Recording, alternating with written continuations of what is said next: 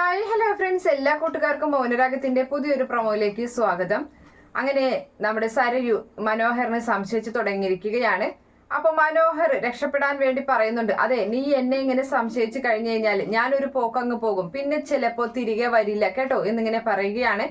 എന്തായാലും താഴെ എത്തുമ്പോൾ ഷാരി പറയുന്നുണ്ട്, നീ എന്റെ മോളുടെ അക്കൗണ്ടിൽ ഉണ്ടായിരുന്ന പണവും സ്വർണവും എല്ലാം നീ കൈക്കലാക്കിയോ എന്ന് എനിക്കൊരു സംശയമുണ്ട് എന്ന് പറയുമ്പോൾ മനോഹർ പറയാണ്, അങ്ങനെ കൈക്കലാക്കിയിട്ടുണ്ടെങ്കിൽ തന്നെ നിങ്ങൾ തരാമെന്ന് പറഞ്ഞതിന്റെ 1/4 പോലും ആവില്ല എന്ന് മറുപടി പറയുകയും ചെയ്യുന്നുണ്ട്.